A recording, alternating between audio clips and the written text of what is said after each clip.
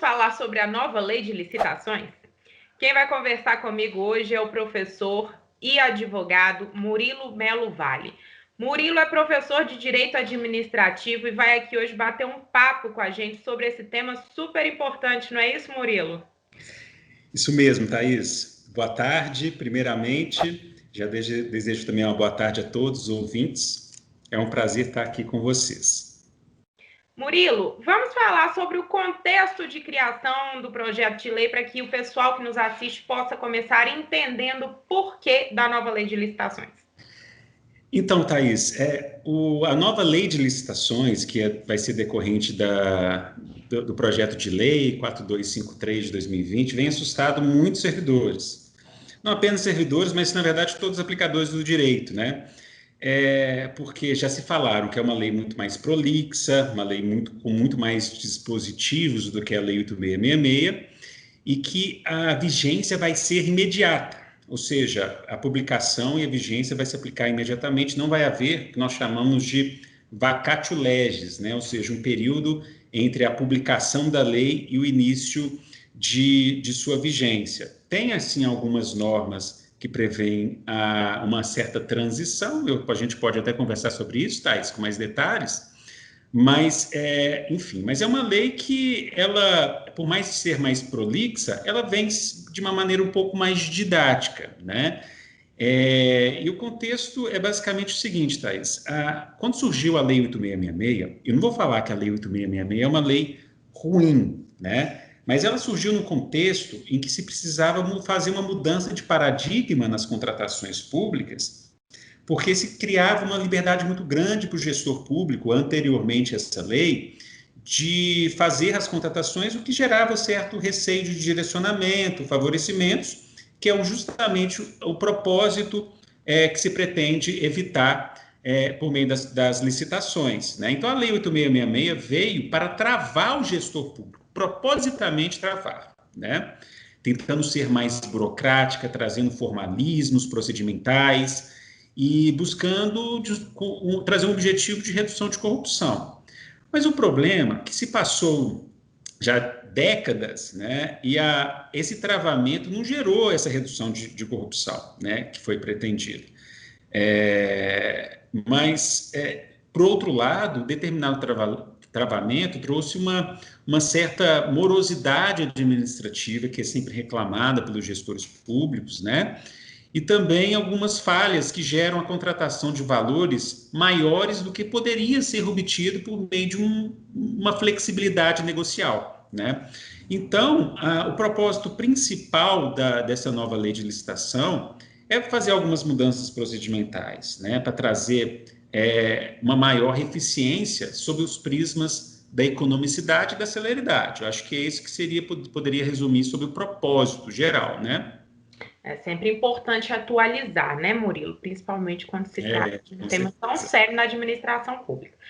E dentro desses principais objetivos da alteração, eu gostaria que você falasse sobre o marco legal das contratações, que eu acho que também é um tema que está assustando muito o servidor público que atua na área.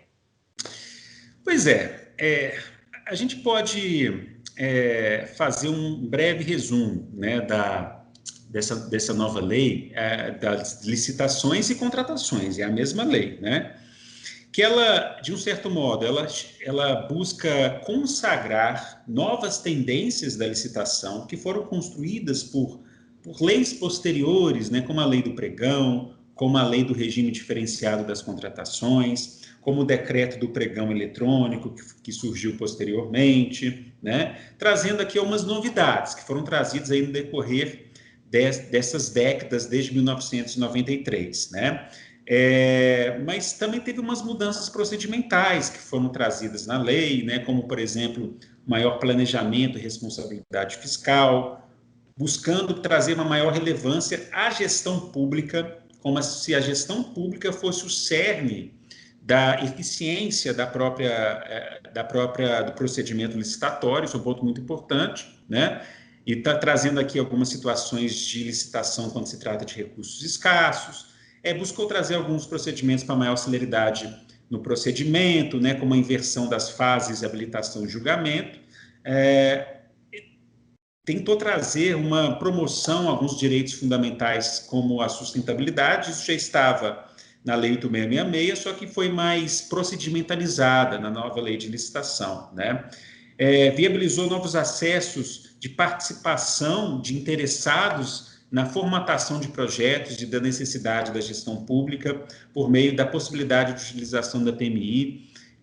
Em todas as contratações, a PMI, que chama-se Procedimento de Manifestação de Interesse, normalmente é utilizada em concessões, né? Agora se viabilizou a utilização em todos os tipos de contrato, trouxe mecanismos de aumentar a transparência, né? Obrigando a publicação em redes da internet, diversos atos do procedimento, que antes não existia essa novidade, trouxe assim, algumas novidades no ordenamento, como, por exemplo, a extinção da modalidade tomada de preço e convite, e tem também uma incorporação de uma nova modalidade, que é novidade no direito brasileiro, que é do diálogo competitivo, que foi regulamentado há alguns anos no direito europeu, direito comunitário europeu, né, que tem algum procedimento mais negocial, mais dinâmico para algumas finalidades específicas, né? Mas, assim, seria os objetivos como um todo, sabe, Thaís? É uma lei muito complexa, tem diversos pontos jurídicos que merecem ser mais detalhados, né, que o gestor público precisa conhecer. Murilo, e eu sei que não é possível a gente conseguir aqui consolidar tudo apenas nessa conversa nossa sobre essas alterações para que as pessoas saibam. Mas, assim, seria possível a gente, de forma resumida, falar brevemente um pouquinho sobre modalidades, modelo de disputa e critérios de julgamento, para que as pessoas possam, pelo menos, ter um norte sobre esses pontos? Claro, claro, Thaís. Como eu já antecipei, né, uma das novidades da lei é a extinção do mundo jurídico brasileiro das modalidades de tomada de preço e carta convite. E a carta convite, que normalmente é bastante polêmica, né, geraram vários tipos de problemas. E se previu algumas modalidades de licitação, espelhando algumas mudanças que foram apresentadas na lei das estatais, né? Então, são modalidades de licitação pregão, que é uma forma que já tinha sido criada com uma lei especial, a 10.520. Existe a concorrência, que é uma forma também de ser utilizada dentro de um procedimento comum da própria lei. Temos também a modalidade do concurso. Concurso aqui não é concurso público, tá, pessoal? É concurso buscando a escolher o melhor trabalho técnico, científico ou artístico, e que vai haver uma contrapartida por parte da administração pública por meio de uma pré-fixação de uma remuneração ou um prêmio ao vencedor, né? Temos a modalidade do leilão, que é utilizado para alienação de bens e direitos da administração pública, né, por meio do maior lance. E, por fim, o diálogo competitivo. E o diálogo competitivo, de acordo com a nova lei de licitações, ela é uma modalidade para a contratação de obras, serviços, compras, em que a administração realiza diálogos com os licitantes previamente selecionados mediante critérios objetivos, com o intuito de desenvolver uma ou mais alternativas capazes de atender às suas necessidades, devendo os licitantes apresentar uma proposta final após o encerramento dos diálogos. Então, uma forma mais consensual e construtiva de soluções que são devem ser criadas em alguns tipos de contratação que são mais convenientes, como, por exemplo, aquelas de natureza eminentemente intelectual, de tecnologia avançada, por exemplo, né? E, além das modalidades, né, que são formas de procedimento, a gente tem também os modos de disputa, né, que é o aberto e fechado, que era previsto na lei das estatais, só que aqui, nesse caso, tem uma mistura com um novo decreto do pregão eletrônico, afirmando que o modo de disputa aberto e fechado podem ser conjuntos, né? Ou seja, pode-se misturar o modo aberto e fechado, né? E aí o modo aberto tem lances sucessivos e públicos, né, para todos os concorrentes, E o lance fechado é uma hipótese em que as propostas permanecerão em sigilo até uma data designada pelo responsável pela licitação, tentando trazer um mistério e pensando, por exemplo, na teoria dos jogos, né, em que força economicamente a pessoa a baixar ao máximo a sua proposta, né? E quanto aos critérios de julgamento, Thais, a gente tem também alguns critérios que foram trazidos pela lei das estatais, que estão sendo colocados aqui sem maiores novidades, que é o menor preço e maior desconto, né, que é um tipo de julgamento que se busca o menor valor a ser pago, né, para o licitante em algumas situações.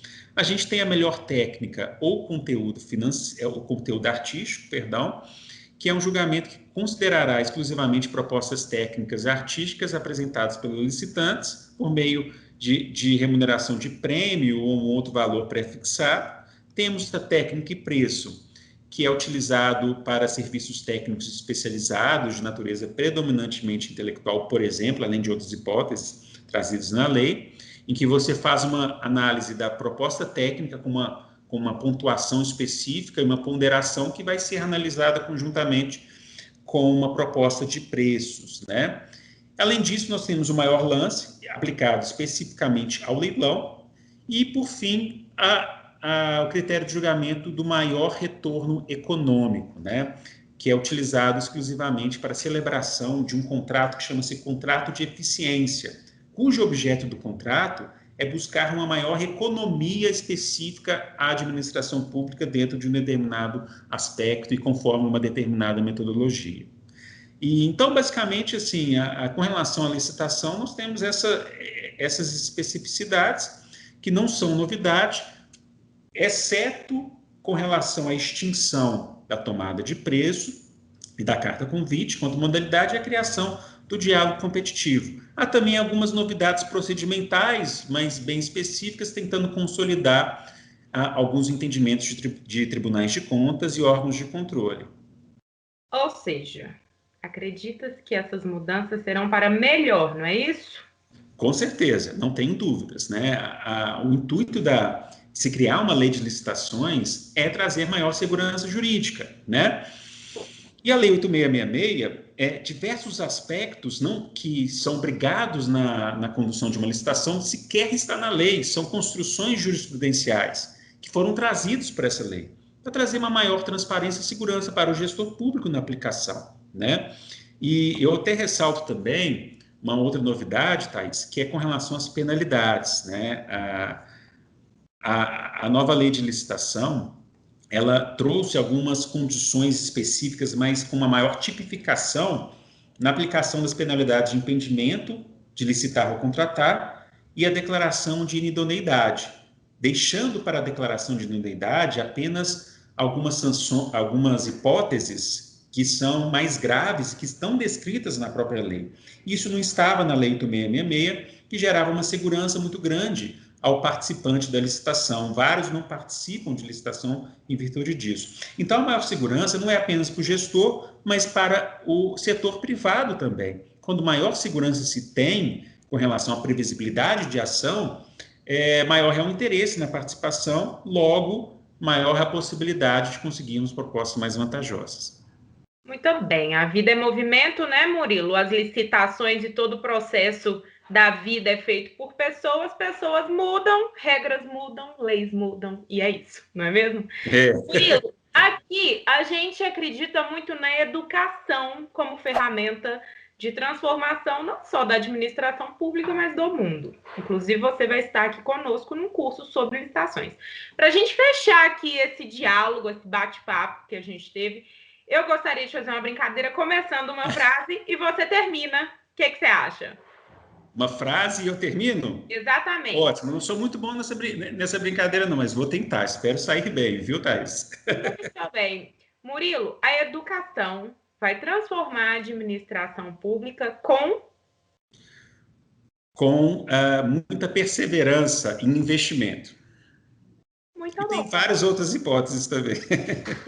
Murilo, agradeço muito pela nossa conversa aqui. Que bom que estamos juntos mais nessa empreitada também na área educacional.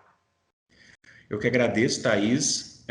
entrevista. Espero que esteja sido esclarecedora para todos os ouvintes. Fico sempre à disposição de todos vocês.